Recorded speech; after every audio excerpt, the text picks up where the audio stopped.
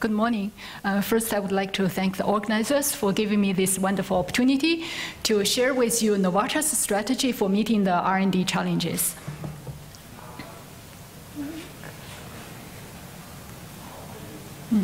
I need to first figure out how to...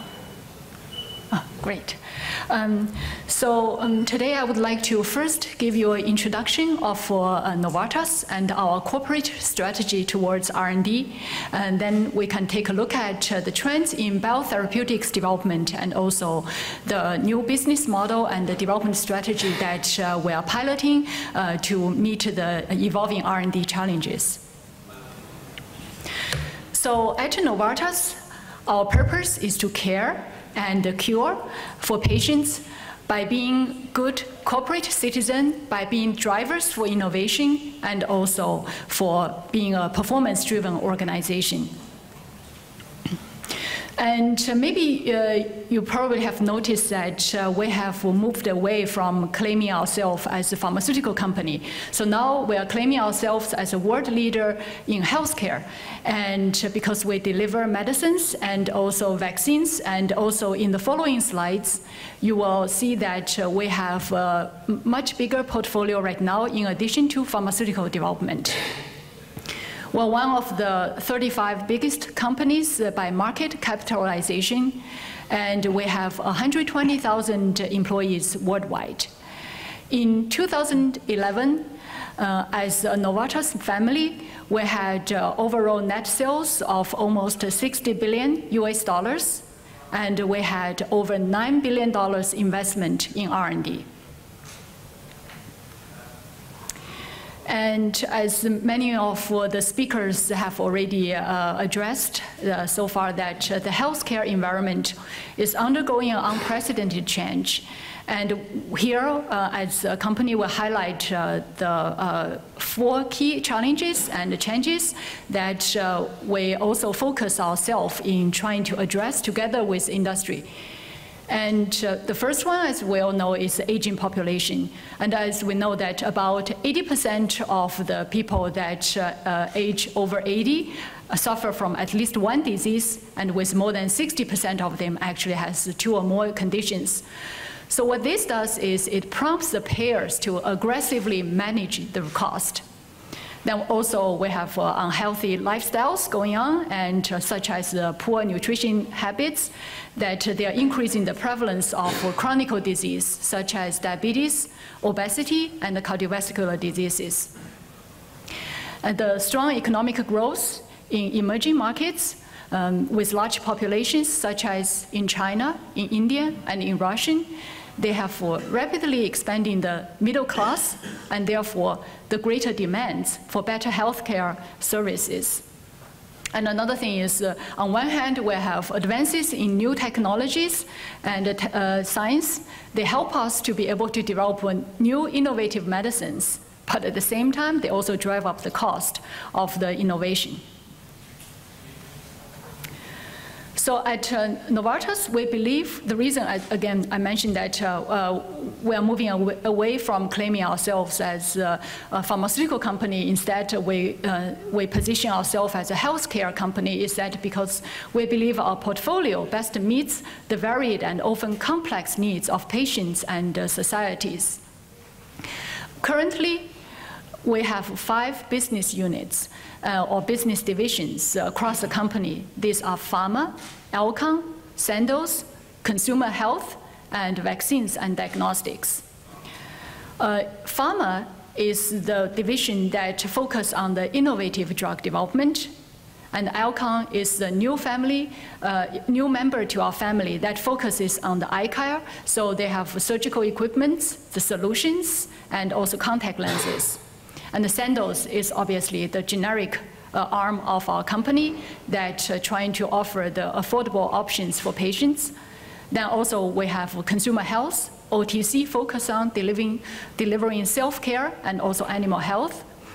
And obviously we have vaccines and diagnostics for prevention.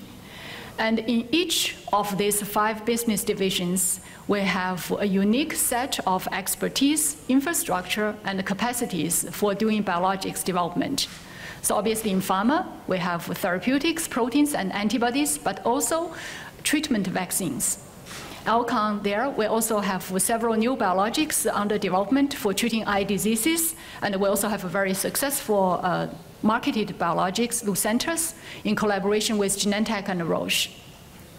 And in Sandoz, we have a biosimilar division. It's also one of the leading players in the biosimilar area.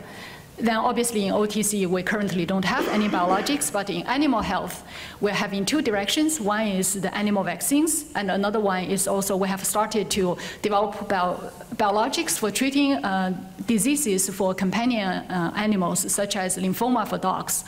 And also, obviously, vaccines and diagnostics. The entire vaccine is the preventive vaccine. We have capability for biologics. And here is just a quick overview showing the sales by different sectors through these 5 different divisions. As a company, as I mentioned, we have a huge investment in R&D with over 9 billion last year. And as a result, we have one of the best pipelines across the industry that we have over 130 projects in clinical development. And we have most US and EU approval in the industry for new molecular entities since 2007. And in 2011, just last year, we had 15 major approvals in the US, EU, and Japan. And right now, biologics accounts for about 40% of our early pipeline. So now I'm going to move into taking a look at the trends in biologics development across the industry. And as many of us know that in the past 15 years, biologics has done really well, especially therapeutic antibodies. The recent survey has shown 3 interesting facts for biologics. The first one is the sales for biologics has grown twice as fast as compared to the small molecule drugs. And this is by looking at the compounded annual growth rate through the year 2004 to 2015.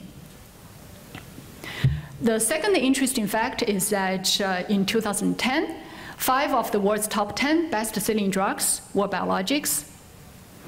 And if we look into the future, that the prediction shows that by 2014, 8 of the world's top 10 best-selling drugs would be biologics, and this will continue to the year 2016.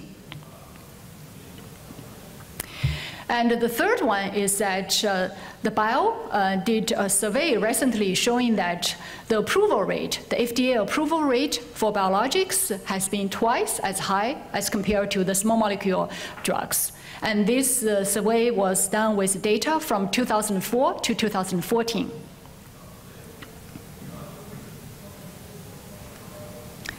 So now let's take a look at the corporate R&D strategy at Novartis.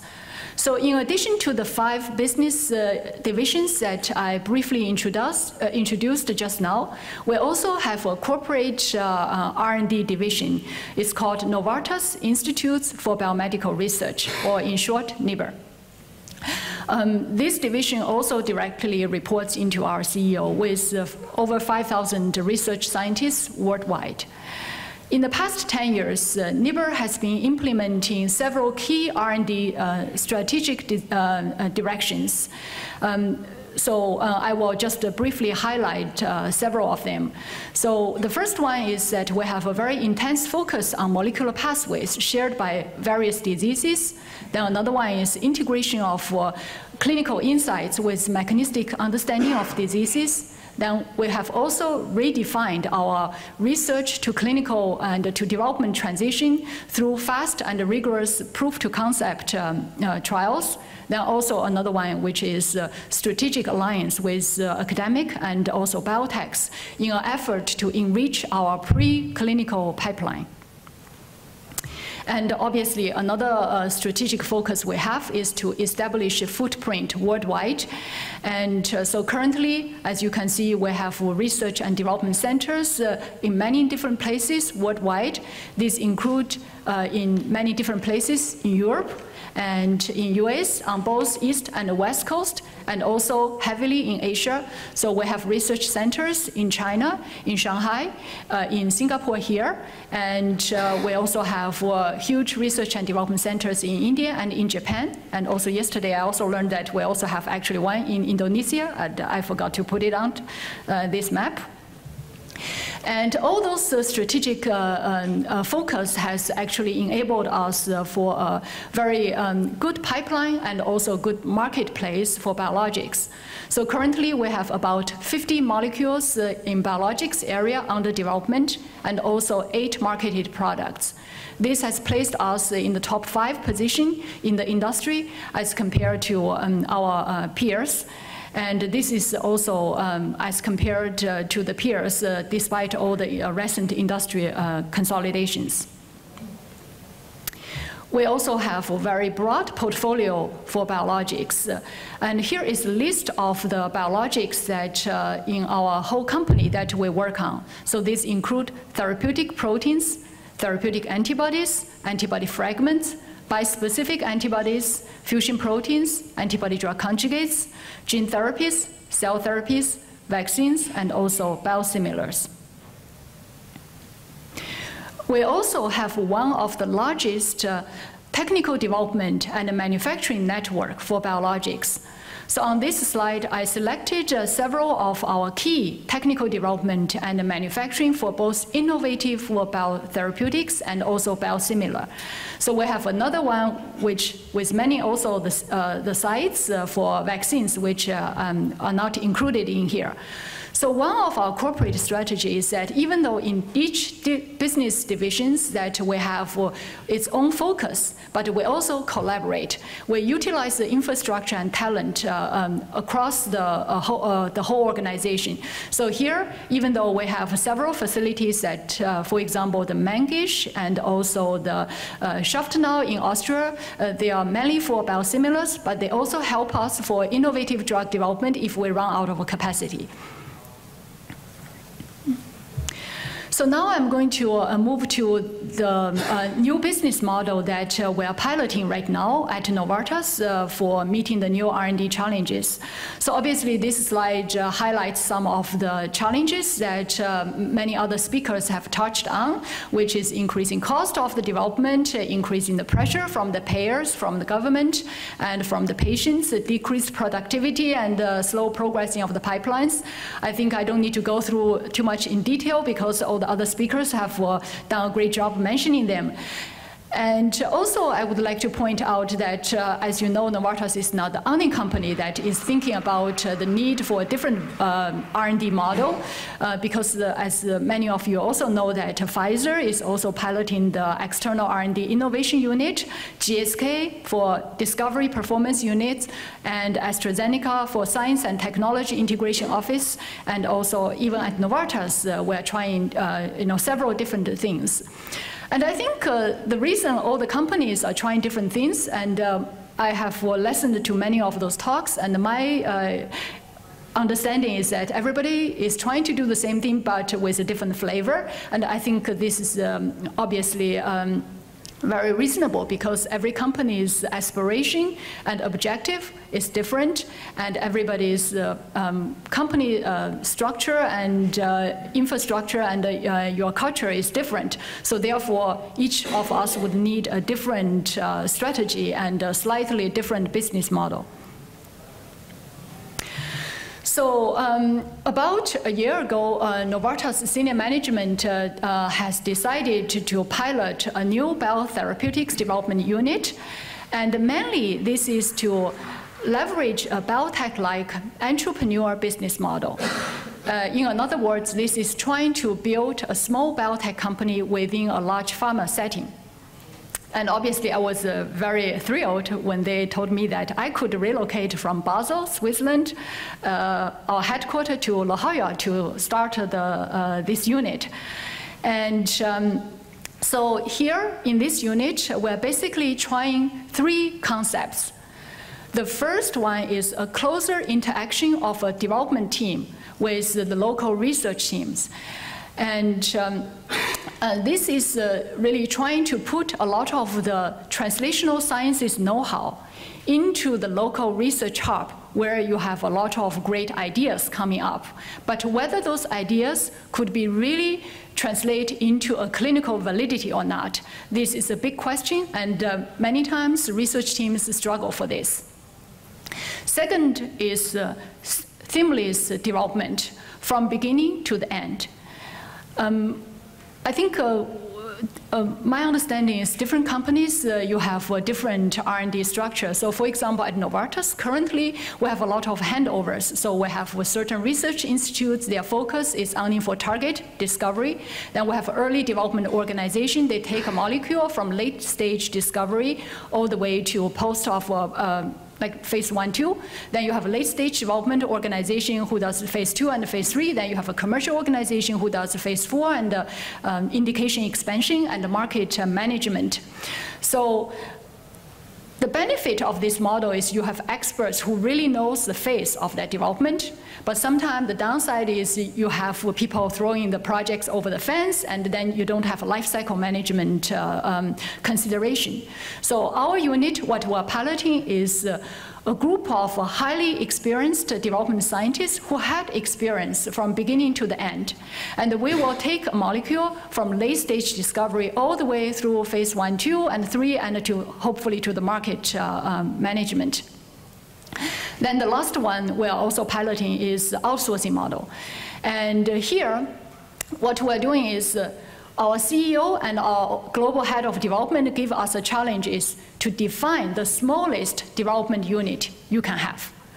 And I think this is a very good challenge because, as you know, a lot of farmers like Novartis, we have a huge R&D organization. And every time you say, well, now things have changed, you have to change direction. Then the ship is very big. You first have to tell everybody, you have to find everybody there worldwide to disseminate your message. Then you have to do change management. You have to convince everybody that this new direction is better. Then also depending on the culture of the countries that you're in some country, you can just tell them go, and everybody will move. And in some countries, you have to talk to the union, you have to talk to the employee association, and you have to tell them why this is good. So we really need to sometimes find a small unit where you can just say, everybody move, and then you can jump to a new direction. So this is another thing that we will have a virtual organization with all the development know-how aligned with the corporate, but you can leverage the operational part through collaboration with either internal partner or external CMO and CROs. And so fortunately, we're located at a very good location. And the box you see is the Novartis research site at La Jolla. And that's where our new unit will be located. And as you can see, we are located with several very good research institutes, Salk, Scripps, and Sanford Bernhardt Institutes, but also with Pfizer and J&J as our neighbor, and UCSD. And we see tremendous opportunities by collaborating with all these different biotech and research institutes. And we will be focusing on oncology, cardiovascular, metabolism, disease area, immunology, and also infectious disease area, and also regenerative medicine areas. And another focus we have is really trying to look at what are the future directions for biologics and for small molecules. And we have this wonderful opportunity that within the large pharma, we're being given the opportunity to explore new things. One of the focus we have is to trying to take advantage of the both chemical and biologics drugs, and there are several directions that we're looking at right now. And this is basically based upon the biology. And if you think about it, large molecules, they are specific, but they have a penetration problem across the cell membrane, so there are about 40% of the targets that they cannot access. Small molecules, they can go everywhere, they can basically reach every druggable targets, but they have cytotoxicity issues. So several new areas that we are looking at, antibody-drug conjugates, where, as many of you know, that you leverage the specificity of the antibody, but then you're also using the potency of the small molecule to kill the cancer cells. And the benefit of a unit like ours is that we can go into those areas, even though some of those areas, they don't have actually presidency success across the whole industry. But what you can do is you can really leverage the external partners, the CROs and the CMOs, using their capability to help you ramp up to the new area. And yeah, so this is my last slide. So, we have been there, established this unit for about a year now. What I can say is that it's very exciting, and we have really actually had quite good success so far. So after a year, we have finished the first wave of hiring and established a co-localized team of high-profile development experts. So we have clinical experts in oncology and immunology area already there. We have a preclinical team there in the area of clinical pharmacology, safety, pathology, bioanalytics, regulatory, and the whole entire CMC team, including cell line development, conjugation, chemistry, and also pharmaceutical development. And the feedback from our research teams locally is that they really enjoy the presence of these development experts with their translational sciences know-how. And we have made great progress by using this model in rapidly build up the antibody-drug conjugate development capability and the platform by fully leveraging both internal and external expertise. And obviously, many of you know that whenever you run a corporate strategy experiment like this, it takes a couple of years. So we're on the first year, and so I guess I will have to wait another 2 to 3 years before I can fully tell you whether this works or not, but I have every confidence this will work because we have the benefit of a biotech company, but we also have a big backing from a large pharmaceutical companies with the funding and also with the deep expertise worldwide. So with that, I want to thank you for your attention, and